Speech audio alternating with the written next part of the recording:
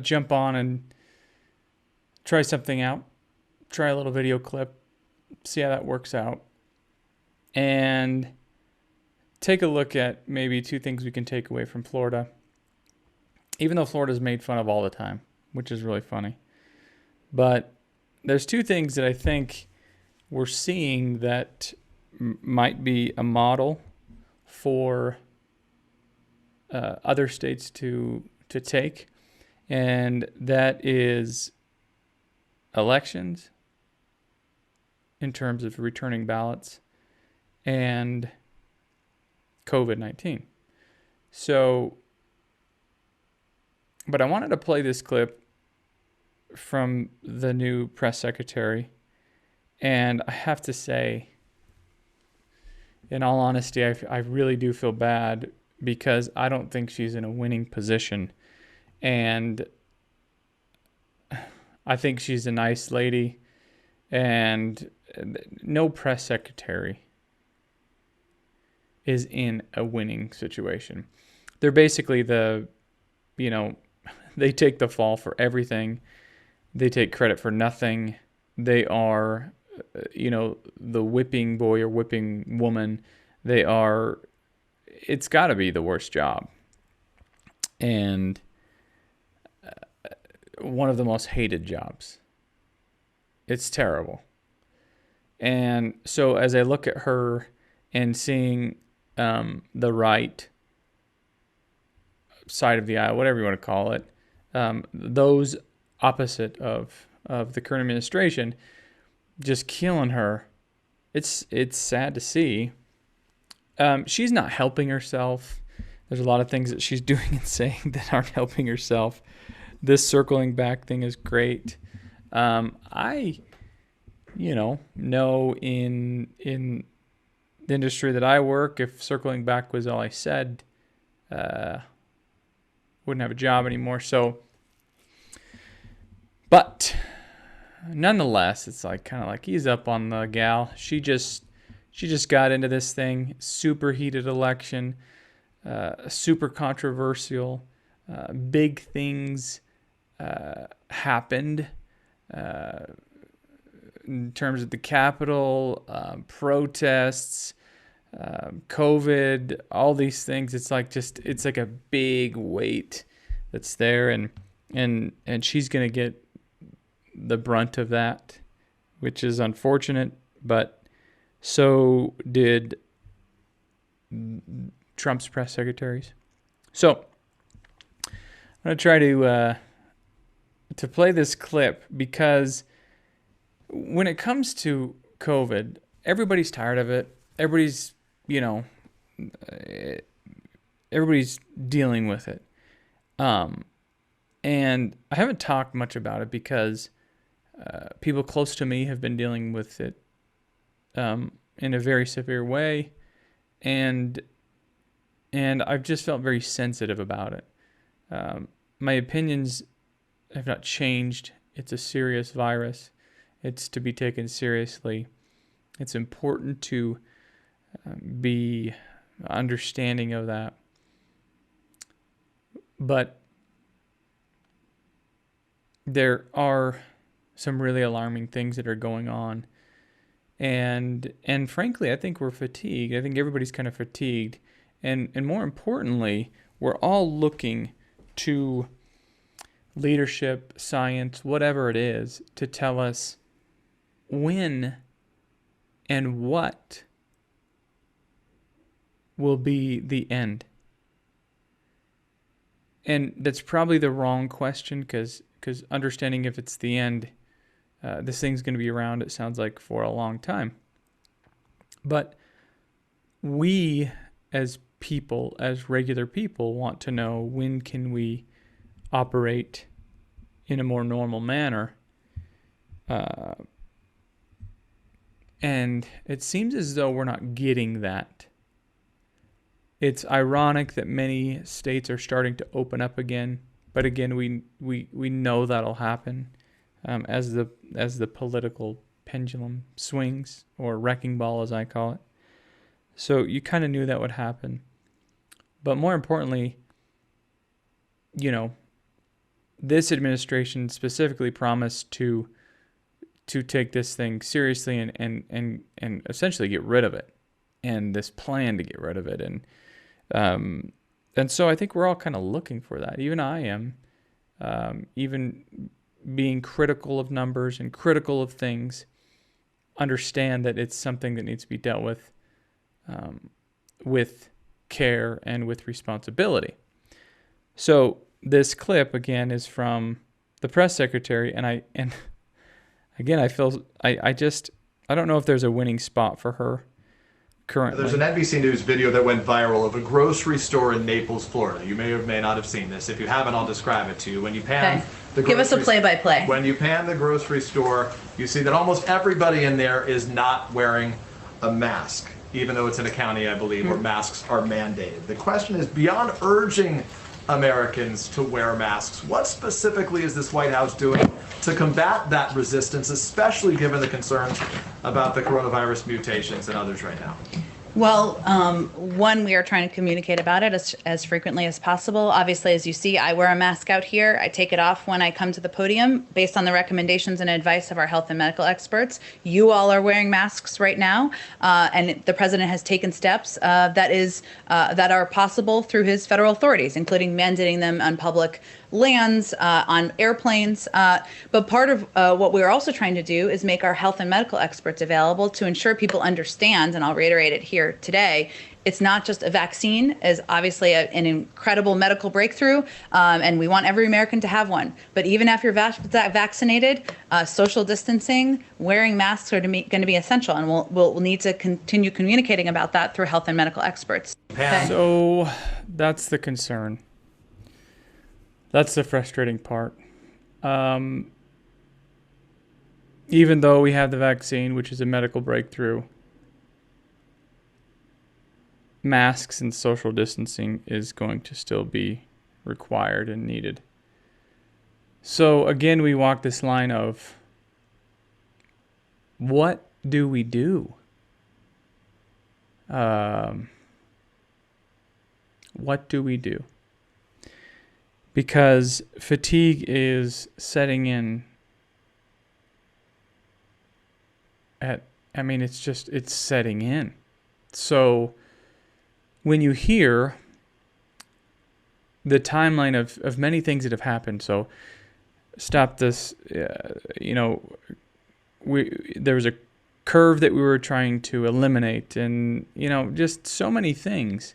Masks are good, masks are not good, and now it's double mask, triple mask, it's the vaccine. The vaccine's not to be trusted because President Trump was the president at the time, but now the vaccine's a miracle. And again, it's this idea of this partisanship of what's going on. I don't think that these members of the political parties necessarily want this to continue.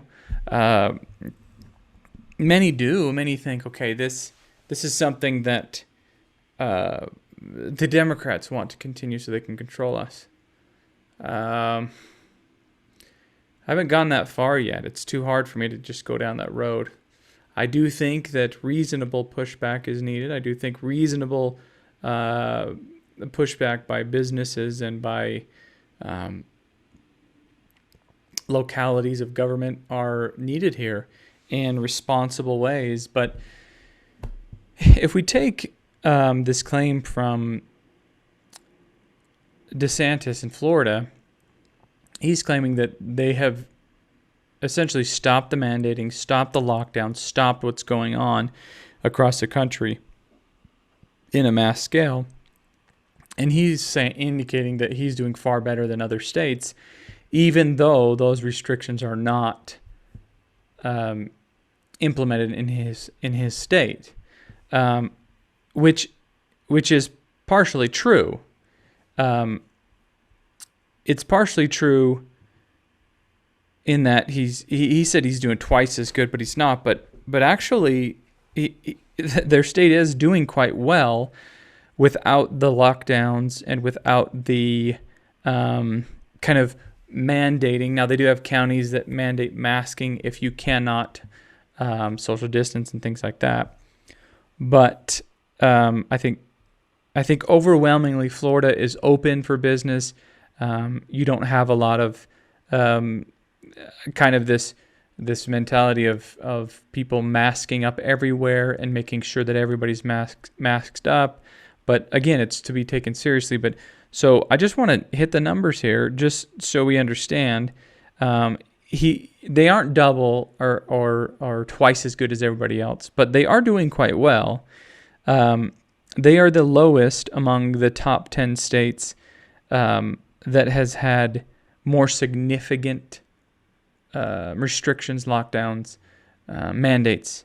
So Minnesota, New Mexico, Ohio, Michigan, California, Washington, Massachusetts, Oregon. These states, Florida sits about sixes with Washington, Massachusetts, and Oregon in terms of states locking down businesses and residents. I mean, they do quite a bit better than California, but significantly better than some of the other states, Minnesota, New Mexico, Ohio, Michigan, Illinois. So they do significantly better than those states by, we're talking cases of hospitalizations per 100,000 is 32, and in Minnesota it's 102. So it's significant. In terms of death rate, California dips down to about half of what Florida is.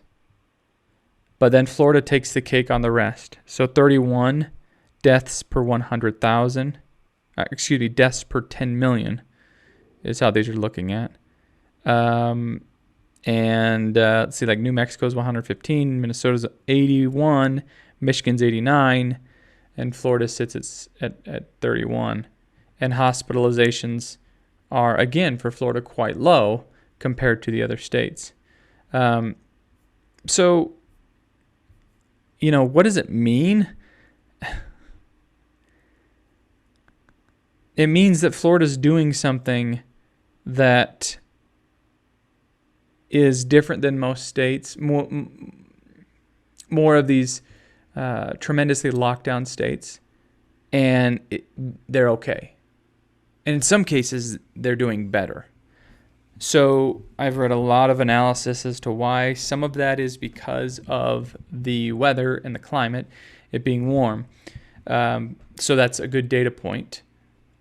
So I could see other states that are more significantly affected by weather, cold weather. Then maybe that's something that we need to look at and say, okay, if it's colder, it makes more sense to do those things. But these reports from the New York Times, Washington Post, I mean, in some respects, fairly credible sources.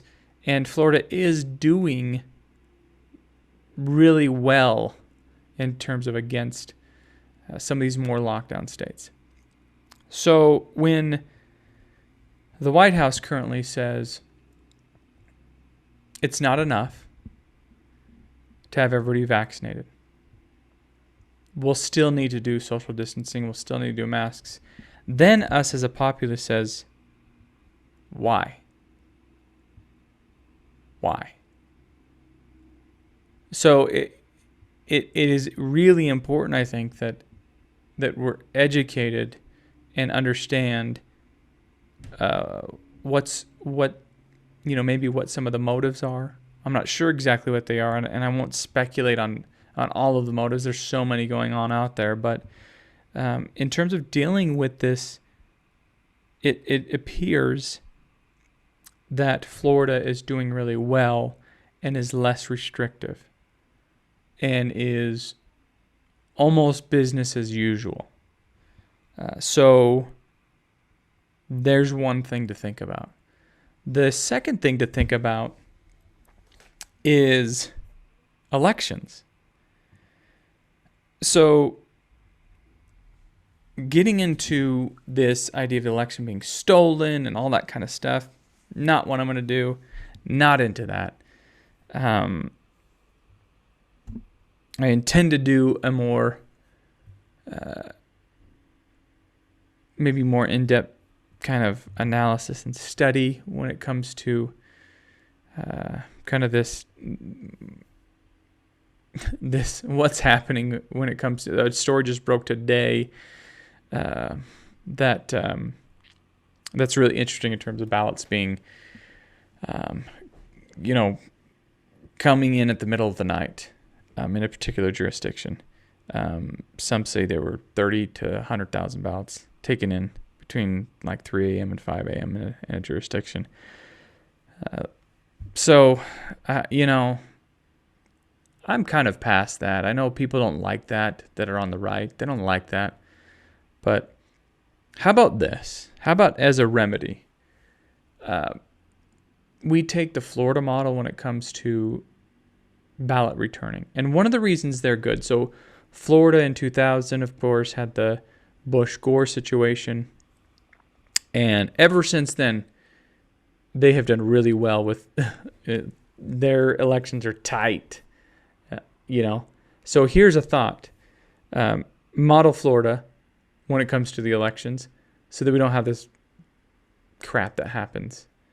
So that you can essentially shut down some of the claims of election interference and abnormalities and all these things. So the reason why Florida does well is because they let their counties process absentee ballots weeks in advance, and they don't accept ballots that arrive after Election Day. And so this is some of the controversy around the election being rigged and stolen, all that kind of stuff. This would be nice just to eliminate it. And some of the argument is that COVID allowed for this to happen. Whatever, maybe from this point forward we can clean this up. I know that Tulsi Gabbard was trying to rectify this when she was in office, but that bill didn't get passed. So this essentially encourages an early count, and so they can really have their results within a few hours of the polls being closed, and even more so, you can see that stuff coming in. And so we're seeing that coming in. On Election Day, you see the results from Florida coming in, and some of these other states that do it very quickly. Let's try to implement that policy or that practice. And the hope is that will do this. So 2 things to think about. You didn't think that Florida would be the model because you have all these segments on Florida, man, and the funny things that go along in Florida. But COVID policy, maybe it works, maybe it doesn't. And election policy. Something to look at, because we're tired of the goalpost being moved. We're tired of that. And we need relief. This is hanging over people's heads constantly.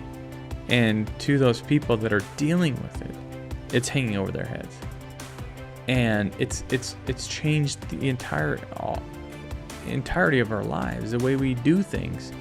So please, those that are out there that can make change, let's make some change here, because it seems that that the good news is that it's far less deadly than was anticipated, and we haven't made adjustments. We haven't made adjustments from the data. Thanks for listening to the Gray Box Podcast.